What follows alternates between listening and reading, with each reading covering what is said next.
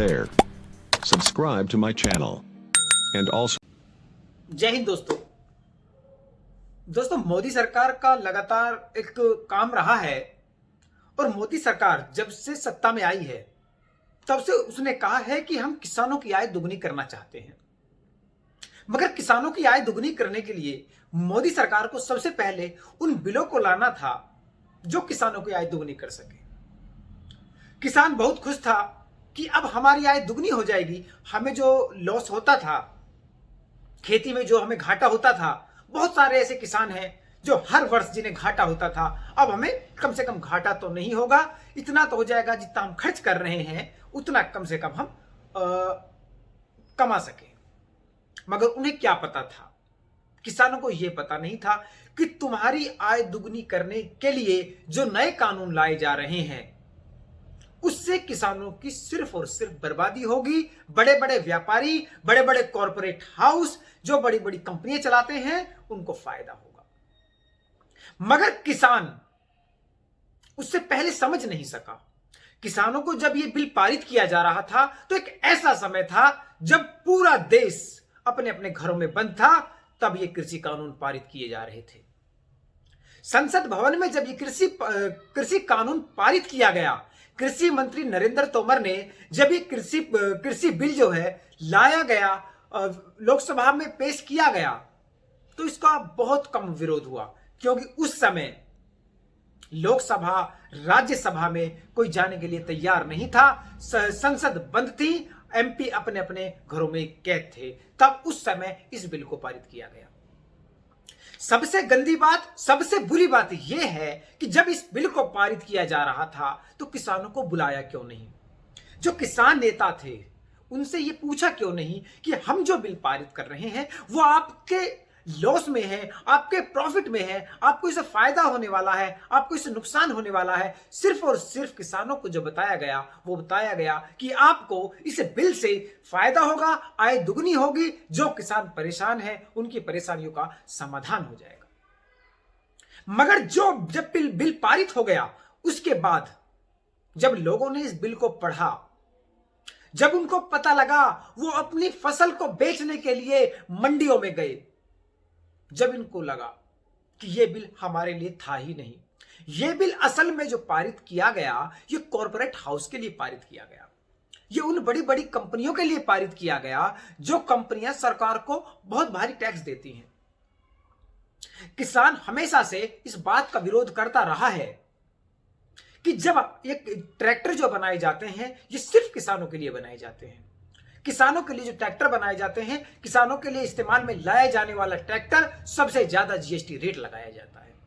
जब एक बंदा फरारी, फॉर्च्यूनर, बीएमडब्ल्यू जो बहुत बड़ी बड़ी गाड़ी खरीदता है तो उसे ट्रैक्टर से भी कम जीएसटी उस पर लगाई जाती है। उस पर राज्य और केंद्र का टैक्स बहुत कम होता है। मगर जब एक किसान एक ट्रैक्टर खरीदने जाता है तो उस पर 28% जीएसटी लगाई जाती है। जब वही किसान बाजार में फसल के बोने के लिए बीज लेने जाता है, खाद लेने जाता है, तो उस पर भारी भारी टैक्स लगाए जाते हैं। जबकि जो किसान का अन्नदाता है, जो हमें पालनहार है, जो हमें पाल रहा है, जो हमारे लिए रात दिन एक कर कर अपने खून को बहाकर, पानी नहीं बहता, जब किसान ठंड में पानी लगाता है तो अपने जब पूरा खून जम जाता है, उसका शरीर जम जाता है, जब वो आग जला कर बैठता है, वो सिर्फ इसलिए कि मेरा देश भूखा न मर जाए, सिर्फ इसलिए कि मेरे देश का बच्चा अन्न खा सके, खाना खा सके। मगर जब किसानों की बात आती है, आजादी के बाद से ही किसानों के साथ अन्याय होता रहा है। 2012 में मनमोहन सरकार थी, यूपीए सरकार थी, तभी भी इस तरह का काला कानून लाने की कोशिश की गई थी, मगर किसानों ने इसका विरोध किया और यूपीए सरकार ने इस कानून को ठंडे बस्ते में गिर दिया। उनको यह पता नहीं था कि जब सरकार बीजेपी की आएगी तो यह कानून तुम्हारे ऊपर लाद दिया जाएगा। जब सरकार बीजेपी की आएगी तो यह कानून तुम्हारे ऊपर एक काला कानून बनाकर लाद दिया जाएगा। किसानों को यह विश्वास था कि अगर मोदी सरकार आती है, किसानों को यह विश्वास था कि अगर बीजेपी सरकार आती है तो इससे हमें फायदा होने वाला है।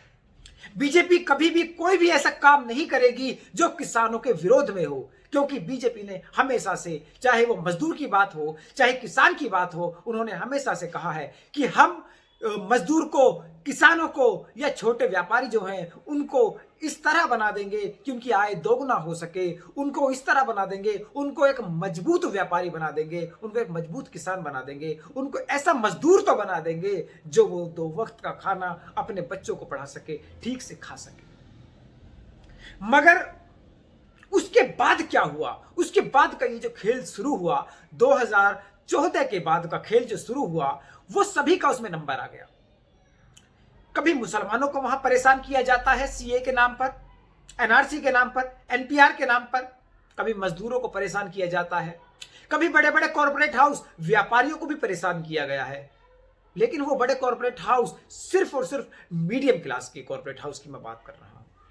अब किसानों का नंबर आ गया, इसके बाद किसका नंबर आएगा हम नहीं बता सकते, मगर नंबर सभी का आना है। किसान कहते हैं कि ये जब हमें कृषि कानून जो बनाया गया ये हमें चाहिए ही नहीं, तो हमारे ऊपर क्यों लादा जा रहा है? आज हम ये कृषि कानून जो है इसके ऊपर थोड़ी सी बात करेंगे। ये कृषि कानून है क्या? ये जो 3 कानून बनाए गए ये है क्या? आज हम सिर्फ एक कानून के ऊपर बात करेंगे, अगली सीरीज में हम 2 कानूनों के ऊपर बात करेंगे, क्योंकि ये 3 कानून बहुत बड़े कानून हैं और ये अगर इनके बारे में बात की जाए तो हम घंटों इसके बारे में बात कर सकते हैं। तो आज हम बात करते हैं कृषि कानून का जो पहला कानून बनाया गया था उसके बारे में। ये हमको क्या बताया गया था? हमसे कहा गया था कि अगर कोई भी किसान अपनी फसल मंडी या मंडी से बाहर बेचना चाहता है तो वो आज से स्वतंत्र है, वो कहीं भी अपनी फसल को बेच सकता है। मंडी से बाहर किसान इसलिए खुश थे कि अगर मंडी में हमें अच्छा रेट नहीं मिलेगा, अच्छा भाव नहीं मिलेगा फसल का, तो हम मंडी से बाहर किसी भी प्राइवेट व्यापारी को अपनी फसल बेच सकते हैं। मगर उन्हें यह पता नहीं था कि इस कानून के बाद ये जो न्यूनतम मूल्य का कानून आने वाला है, कि न्यूनतम मूल्य को आपके को खत्म कर दिया जाएगा, वो हमारे लिए कितना सरदर्द बनेगा। लेकिन यह कानून काला कानून किसान क्यों कह रहा है? क्यों किसान 3 महीने से, लगभग 3 महीने हो गए, सितंबर के बाद से किसान जो है वो रोडों पर है। किसान रोडों पर सिर्फ इसलिए है कि जब उसकी फसल बेची गई, जब उसकी फसल को व्यापारी द्वारा खरीदा गया तो उसकी फसल का नाश हो गया। जो फसल 3,000 4,000 रुपए धान क्विंटल बिका करती थी, आज वो फसल किस रेट है? आज वो 1200 से 1500 बिकी। व्यापारी आबाद हो गए, किसान बर्बाद हो गए। इस बार जो किसानों का नुकसान रहा है, लॉस रहा है, वो बहुत भारी रहा है। किसानों ने जो कर्जे पर पैसा लिया था, कर्जा नहीं दे सके। इस तरह के काले कानून का मतलब क्या है? इस तरह का काला कानून उन व्यापारियों पर क्यों नहीं लादा जाता जो व्यापारी मोटे मोटे कॉर्पोरेट हाउस चलाते हैं, बड़ी बड़ी कंपनियां चलाते हैं, ज्यादा टैक्स आपको नहीं देते, टैक्स से बचने के लिए न जाने कितनी एनजीओ संस्थाएं चलाते हैं, उन पे यह कानून लादा नहीं जाता। जब कानून की बात आती है और इनको समझाया जाता है कि भाई अगर तुम्हारे फसल है तो मंडी के बाहर भेज दो, किसी प्राइवेट व्यापारी को बेच दो, भाई बिकेगी कहां वो फसल जब मंडी उसको अच्छे दाम में लेने के लिए तैयार नहीं है। अगर हम उस फसल को बाहर बेचते हैं, दूसरे प्रदेश में ले जाते हैं, तो 5 एकड़ का, 20 बीघे का, 25 बीघे का जो जमींदार होता है वो कितनी फसल उगाएगा? उस फसल पे जब वो ट्रांसपोर्ट चार्ज लगेगा दूसरे राज्य ले जाने के लिए, तो वो कितना भारी होगा। तो शायद उससे ज्यादा नुकसान वहां ना होकर जो वो मंडी में उस फसल को कौड़ी के दाम में बेच रहा है, उस फसल को जो वो दूसरे राज्य, दूसरे शहर ले जाता है, उसमें ट्रांसपोर्ट का खर्चा होता है, उसमें अपना भी खर्चा होता है, आने जाने का खर्चा होता है। एक किसान 8 दिन 10 दिन उस फसल के साथ रहता है और वहां जाने के बाद भी अगर उस फसल को मट्टी के भाव खरीदा जाए तो किसान को फायदा क्या हुआ? हिंदुस्तान में आप किसी भी मंडी में चले जाओ, हिंदुस्तान में आप किसी भी व्यापारी के पास अपनी फसल को बेच दो या कोई भी अपने प्रोडक्ट्स को बेच दो, वहां वो मट्टी के दाम ही खरीदेगा। वहां वो किसान कभी ये नहीं कहता कि मुझे जो ये फसल है, ये जो मंडी में दाम है उससे ज्यादा खरीद लूं। कभी नहीं किसान से खरीदी जाती। हमेशा किसानों को दबाने की बात होती है, हमेशा किसानों को बर्बाद करने की बात होती है। हिंदुस्तान में किसानी है। आज एक ऐसा समय आ गया जो दुनिया में सबसे ज्यादा फसल अमेरिका में होती थी। अमेरिका चाइना को, हिंदुस्तान को चावल, धान दिया करता था, मगर आज चाइना की यह मजबूरी हो गई। इस वर्ष चाइना की यह मजबूरी है कि हिंदुस्तान से धान खरीदने पर मजबूर है चाइना। क्यों चाइना मजबूर है हिंदुस्तान पे धान खरीदने पर, हिंदुस्तान से धान खरीदने पर? सिर्फ और सिर्फ इसलिए क्योंकि चाइना के पास इतना बड़ा स्टॉक नहीं है। और जब उसने देखा कि हिंदुस्तान में तो वही धान कौड़ियों के दाम में बिक रही है, मिट्टी के दाम में बिक रही है, तो वो मजबूर हो गया और हिंदुस्तान की आधे से ज्यादा धान को उसने खरीद लिया। अगर यही रेट, अच्छा रेट किसानों को दिया जाता, और अगर कभी भी चाइना को हमारी धान की जरूरत होती तो अच्छे रेट में खरीदता, फायदा किसे होता? फायदा किसान को होता। मगर आज फायदा किसे है? आज फायदा चाइना सरकार को होगा, आज फायदा उन कॉर्पोरेट हाउस को होगा, उन बड़े बड़े व्यापारियों को होगा जो किसान से उस धान को खरीद कर उस धान को चाइना को बेच रहे हैं। जो एक चावल हमसे खरीदा जाता है, हमसे धान 12-14 रुपए किलो खरीदी जाती है, वही चावल जो हम खरीद रहे हैं किसी दुकान पर जाकर, तो वही चावल हमें 70-80 रुपए किलो क्यों मिल रहा है? कितना खर्चा होगा? 14 रुपए 15 रुपए चावल खरीदने के बाद अगर 2 रुपए भी मान लीजिएगा, 3 रुपए 5 रुपए मान लीजिएगा खर्चा हो गया, 5 रुपए ट्रांसपोर्ट हो गया, तो 25 रुपए 30 रुपए, लेकिन वही चावल हमें डबल दाम में 70 रुपए 80 रुपए 60 रुपए मिल रहा है। तो इसमें फायदा सिर्फ और सिर्फ व्यापारियों का फायदा सरकार ने सोचा है। किसानों को इसमें क्या फायदा? किसानों को नुकसान के सिवा मिला क्या? किसानों को सिर्फ और सिर्फ धरनों के सिवा मिला क्या? किसान को मेहनत के सिवा मिला क्या? किसान को सिर्फ और सिर्फ अपने खून बहाने के सिवा मिला क्या? रात भर, दिन भर, ठंड में, गर्मी में किसानों को खेत में पड़ा रहना है, संघर्ष करना है।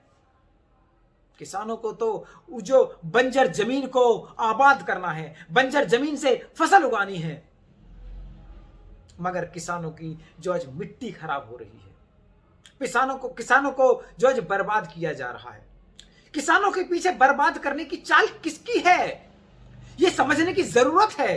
किसानों को जो बर्बाद किया जा रहा है वो बिजनेसमैनों के द्वारा किया जा रहा है, क्योंकि बिजनेसमैनों से ही सरकार का टाई अप है। और जो बिजनेसमैन कहते हैं सरकार को बड़ा टैक्स देते हैं, वही सरकार किसानों के ऊपर थोप देती है। जब किसान इस कानून को नहीं चाहते तो मुझे सिर्फ यह बताइएगा कि कृषि मंत्री नरेंद्र तोमर ये क्यों कहते हैं कि एमएसपी का कानून वापस नहीं होगा?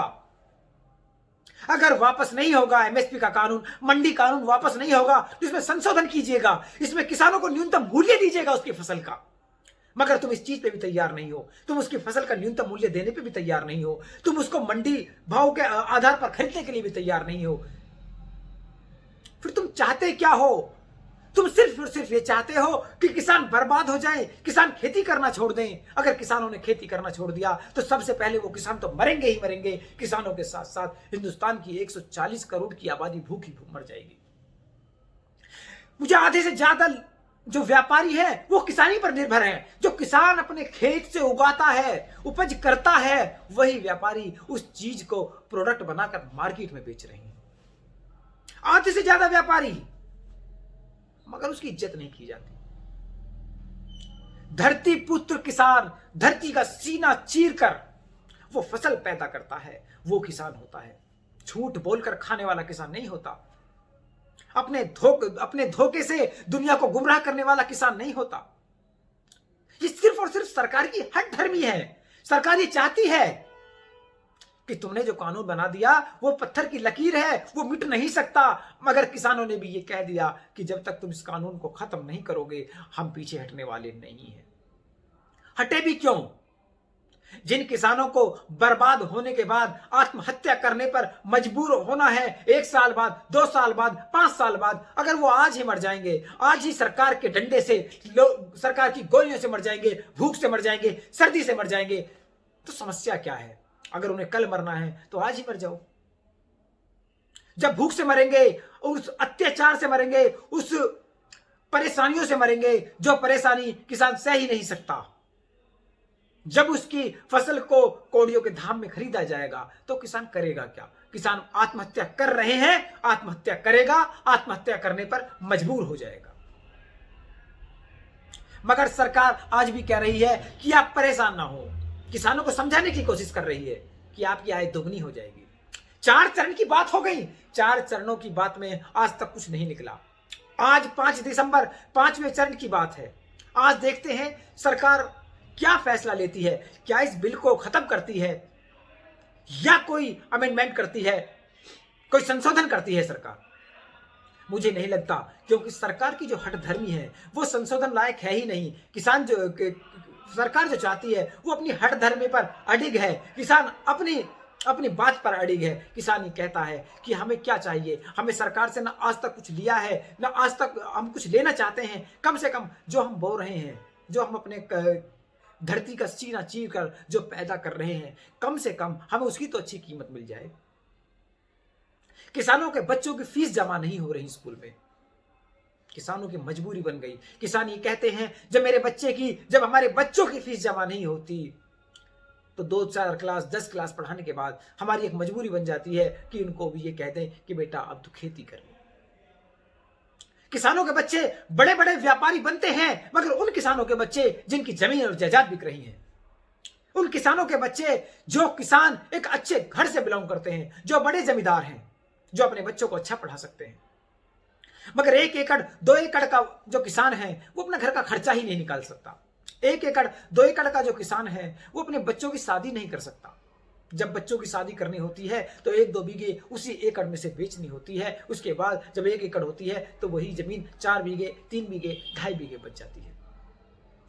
2.5 बीघे 4 बीघे जमीन बचने के बाद उस जमीन में जब वो फसल बोता है तो जब मंडी ले जाता है तो उस फसल को भी वो शायद पहले के मुकाबले अब 1 बीघे के भी दाम ना रहे हो। जब कर्जा देने जाता है, बैंक परेशान करते हैं, जिससे उधार लाया है, बीज उधार लाया है, खाद उधार लाया है, जब वो परेशान करते हैं कि हमें पैसा चाहिए, आगे को वो बीज खाद तभी देंगे जब उनका पुराना पैसा चला जाएगा।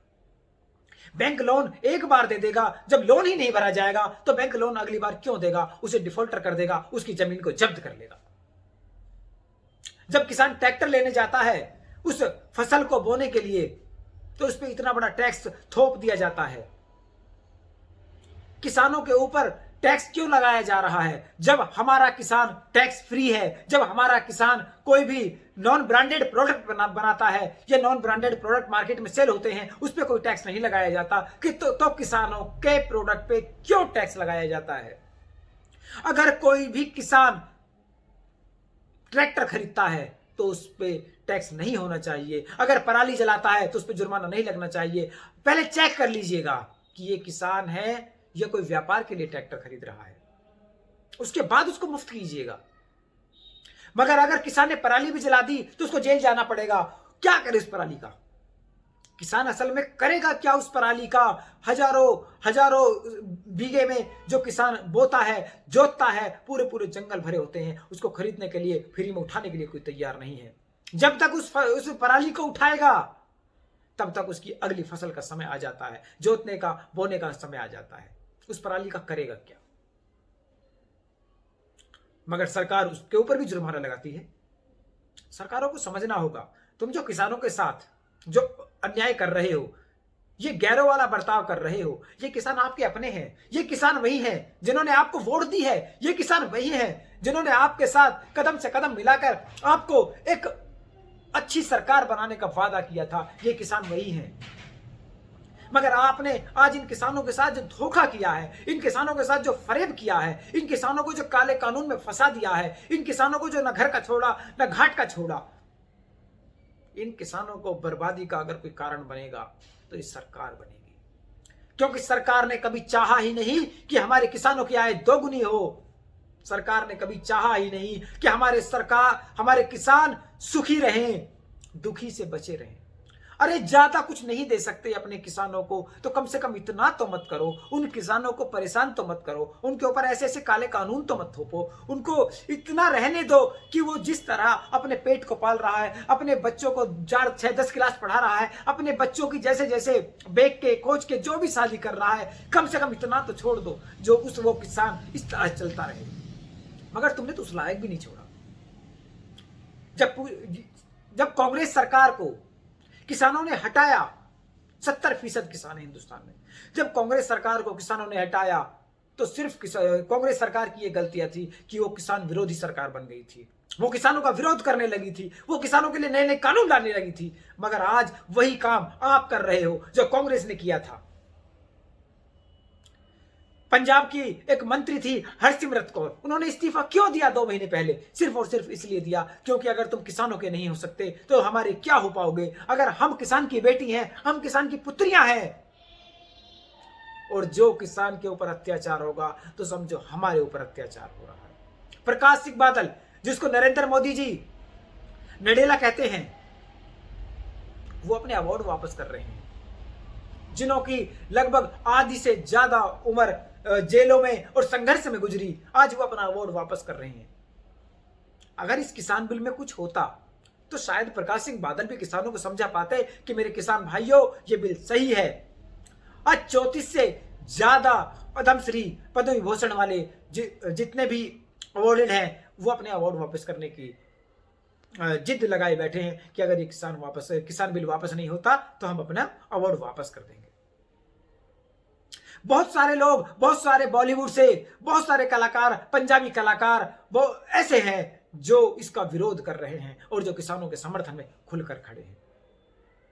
अब तो राजनीतिक पार्टियां भी आधी से ज्यादा आ गई, मगर आपको इस चीज से लेना देना नहीं है। आपको तो अपनी हठधर्मी पे रहना है। आपको तो सिर्फ ये सोचना है कि जो हमने कानून बना दिया वो पत्थर की लकीर है। अगर कानून को खत्म नहीं कर सकते तो कानून में संशोधन करो, और कानून में आपको संशोधन करना होगा। अगर आज नहीं करोगे तो कल करोगे, संशोधन आपको करना होगा। यह आपकी जिम्मेदारी नहीं, यह आपकी मजबूरी भी है, क्योंकि सरकार, किसान चाहते हैं कि अगर यह कानून खत्म नहीं होता तो हम 8 दिसंबर को पूरा देशव्यापी हड़ताल रखेंगे। और ट्रांसपोर्ट यूनियन ने भी कह दिया है कि 1 करोड़ से ज्यादा हमारी ट्रांसपोर्ट की गाड़ियां हैं। 8 दिसंबर को नहीं, 8 दिसंबर से, और जब तक ये काला कानून वापस नहीं हो जाता हम अपनी गाड़ियों को बंद रखेंगे। आज 5 दिसंबर किसानों का 5वां चरण है बात करने का। आज भी हिंदुस्तान में उन बड़े कॉर्पोरेट हाउस के पुतले फूके जाएंगे जो व्यापारी किसानों का समर्थन ना करके किसानों का विरोध कर रहे हैं, किसानों की फसल को कौड़ियों के दाम पे खरीद रहे हैं। 7 दिसंबर को अवार्ड वापस किए जाएंगे। 8 दिसंबर को पूरे देश में चक्का जाम किया जाएगा जो किसानों ने ऐलान किया है। पूरा ट्रांसपोर्ट बंद रहेगा। मगर किसान अपनी मांगों के लिए अडिग रहेगा। किसानों ने बिल्कुल साफ साफ कह दिया है कि जब तक ये कानून वापस नहीं हो जाता हम पीछे हटने वाले नहीं हैं। हम वो नहीं हैं जो अपनी बातों को बिना मनवाए पीछे हट जाए। आज तक किसानों की बात मानी गई है 70 सालों से, और आज भी किसानों की बात मानी जाएगी। अगर किसानों की बात नहीं मानी जाती, किसानों को यहाँ प्यार की नजर से, मोहब्बत की नजर से नहीं देखा जाता, किसानों को अगर यहाँ खालिस्तानी बताया जाएगा, पाकिस्तानी बताया जाएगा, आतंकवादी बताया जाएगा, तो किसान पीछे हटने वाला नहीं है इन बातों से। क्योंकि धरती का जो सीना चीर सकता है वो किसान पुत्र कहलाता है, और जो सरकारों को झुका सकता है वो तो हिंदुस्तान में सिर्फ और सिर्फ किसान पुत्र है, जिसने आज तक सरकारों को झुकाया है और आगे भी सरकार को झुकाने की हिम्मत रखता है। तो दोस्तों, अगर आप किसानों का समर्थन करते हैं तो मेरी वीडियो को ज्यादा से ज्यादा शेयर करें। धन्यवाद।